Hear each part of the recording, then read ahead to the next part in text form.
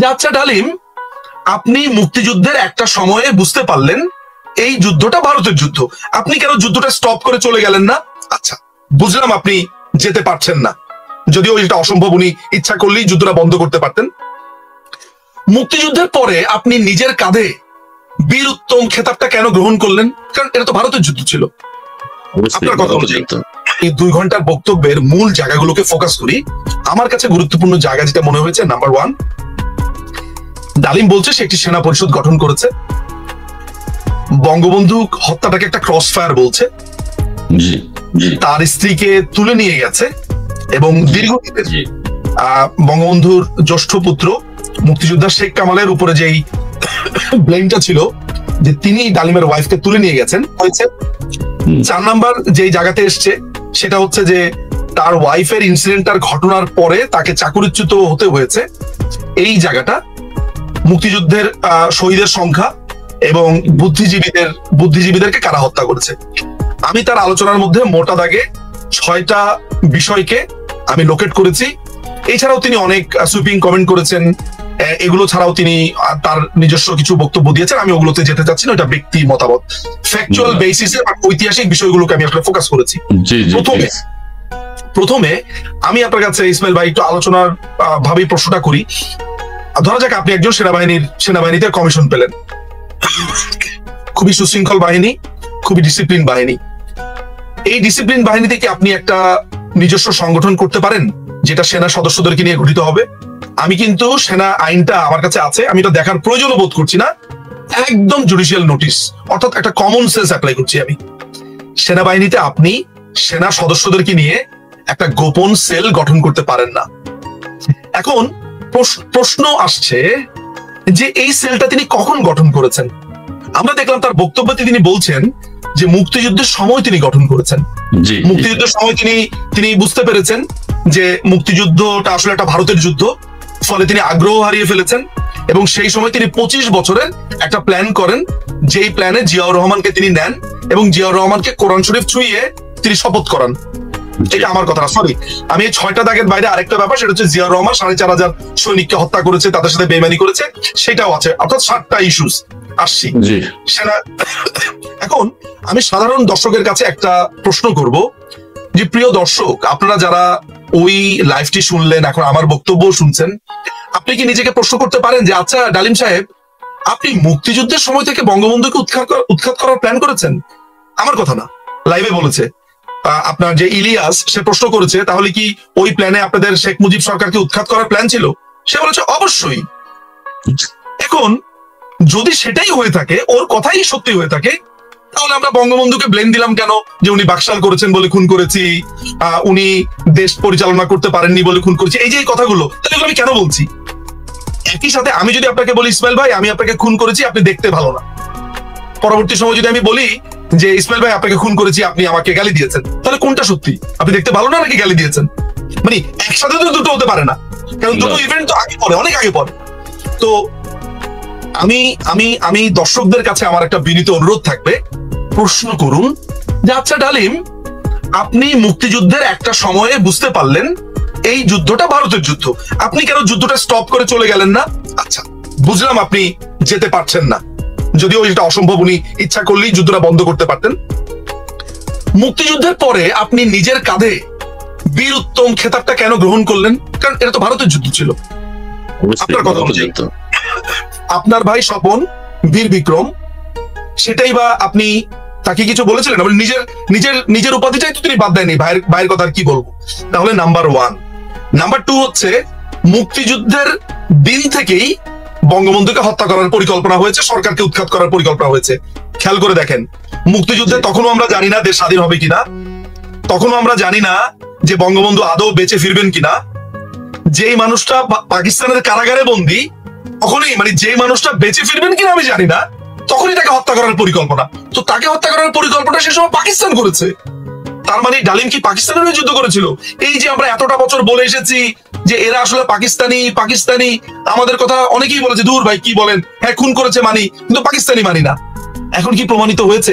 আমি বলিনি খুনি তার নিজের মুখে বলেছে। আমার মনে আছে 1996 সালের 15ই অগস্ট একটা অসাধারণ কলাম লিখেছিলেন ব্যারিস্টার এম আমিরুল ইসলাম।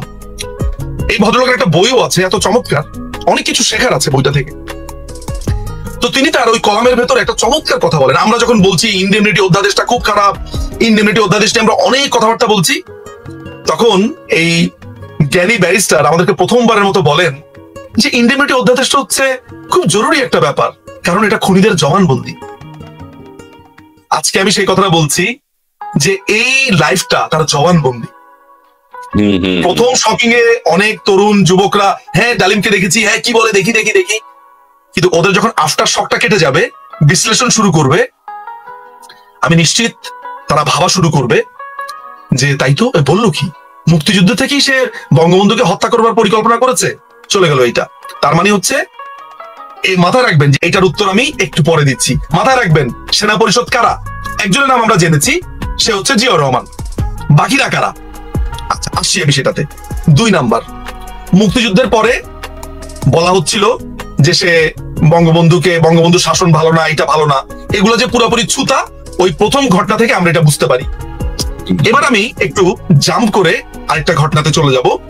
সেটা হচ্ছে একটা দীর্ঘ সময় ধরে আমরা শুনে এসেছি, আমাদেরকে শোনানো হয়েছে, আমাদেরকে বলা হয়েছে। আমি আপনাকে আমার জীবনের একটা গল্প বলতে পারি, আপনার ভালো লাগবে। নীলক্ষেতে অনেকেই চিনবে যারা এখন বাংলাদেশে আছে। নীলক্ষেতের একটা কোনাতে রয়্যাল তেহারি বলে একটা জায়গা আছে। রয়্যাল তেহারি থেকে পার হয়ে একটা জায়গাতে জিলাপি বিক্রি করে কোনার মধ্যে।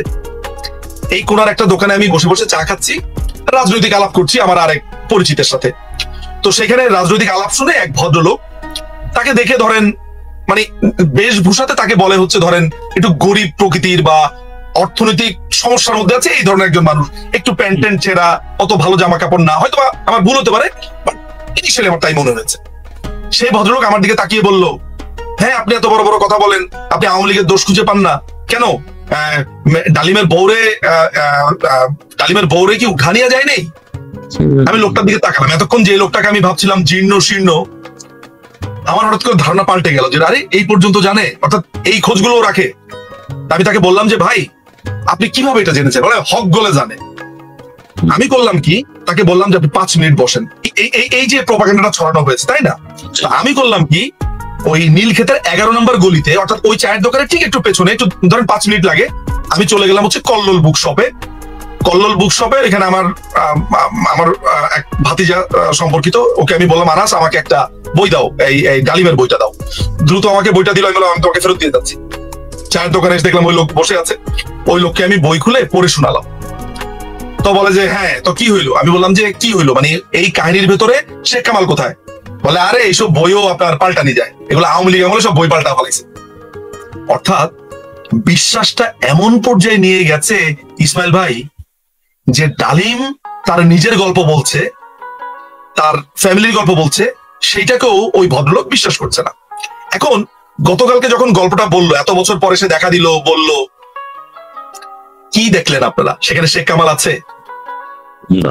এই যে এত বছর ধরে যে শেখ কামালকে গালি দিলেন, শেখ কামালকে বউ উঠিয়ে নিয়ে গেছে বললেন, ক্ষমা চাইবেন কি?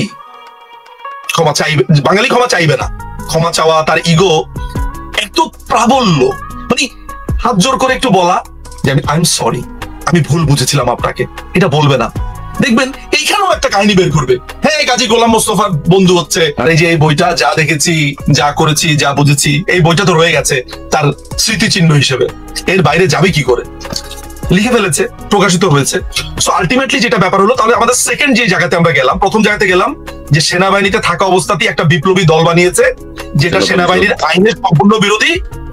তার মানে প্রিয় দর্শক এবং ইসমাইল ভাই, এই যে আমাদেরকে এতদিন ছেলে ভুলানো গল্প বলা হলো যে বাকশালের কারণে খুন করেছি, রক্ষী বাহিনীর কারণে খুন করেছি, শেখ মুজিব খুবই খারাপ শাসক ছিল, ফ্যাসিস্ট ছিল, এক না এক ছিল, এই যে মিথ্যাচার করেছি, সব মিথ্যে। খুন করার পরিকল্পনা আপনি করেছেন মুক্তিযুদ্ধের সময়, আমি বলিনি।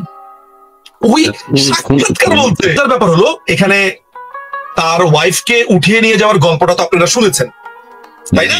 পিস্তল দিয়ে আপনাকে খুন করি বা আপনাকে আঘাত করি, সেটা সারা পৃথিবীর অনেক মানুষ লাইভ দেখলো না? সবার সামনে ব্যাপারটা কি? আমি আপনাকে খুন করেছি বা আমি আপনাকে আঘাত করেছি, তাই না? আপনি ধরেন কানাডাতে আছেন, কানাডার পুলিশ আমাকে গ্রেফতার করলো, এটা একটা open and shut case Ismail ভাই, এটার জন্য বিচারের কি দরকার? সবাই দেখেছে আমি মেরেছি, শেষ, বিচার শেষ। কিন্তু তারপরে কি আমার বিচার হবে? হবে কিনা? মানে আমার আমার আমার আত্মপক্ষ সমর্থন করতে দেওয়া হবে, আমি কোনো আন্ডার ডিউরেস ছিলাম কিনা, আমি কোনো ইনটক্সিকেটেড ছিলাম কিনা, আমার কোনো মেন্টাল হেলথের প্রবলেম, তাই না? এই ডালিমের ওয়াইফকে উঠা নেওয়ার ঘটনাটা আপনি আসলে কোথায় দেখেছেন বা শুনেছেন আপনার এই জীবদ্দশাতে? আমি ডালিমের কথা মেনে নিলাম যে হ্যাঁ, গাজী গোলাম মোস্তফার ছেলে এটা করার পরে অন্যায় করেছে, আপনাকে উঠিয়ে নিয়েছে, সে মাস্তানি দেখিয়েছে, সব মেনে নিলাম। আচ্ছা ভাই, এই ঘটনার পরে ডালিম বলল তার আর্মি অফিসাররা গাজী গোলাম মোস্তফার বাসাতে গিয়ে সবাইকে উঠিয়ে নিয়ে এসছে। সবাইকে উঠে নিয়ে আসলো কেন? ওইটা কি অন্যায় হয়েছে? এখন আমি যদি বলি যে ডালিমের গাজী গোলাম মোস্তফার ফ্যামিলি মেম্বারকে উঠিয়ে নেওয়া হয়েছে, এটা অন্যায়। আমি যদি কোনো অন্যায় করি আপনার সাথে, আপনি আমার মা এবং বাবাকে বাসা থেকে উঠিয়ে নিয়ে আসবেন? প্রশ্ন করুন। আচ্ছা ঠিক আছে, আমার উনাদেরকে খারাপ লাগে, বাট এই কাজগুলো কি ঠিক যে আমি মুক্তিযুদ্ধের সময় সেট করেছি যে আমি ওকে মেরে ফেলবো, বঙ্গবন্ধুকে মেরে ফেলবো? আমি গাজী গোলাম মোস্তফার উপরে রাগ, তাই গাজী গোলাম মোস্তফার পুরো ফ্যামিলিকে আমি উঠিয়ে নিয়ে ক্যান্টনমেন্টে নিয়ে আসবো? আইনজীবী, আমি ওই জায়গাগুলোকে প্রত্যেকটা জায়গাতেই ফোকাস করা আমার কাজ। আচ্ছা, এরপরে বঙ্গবন্ধুর বাসাতে আনলো।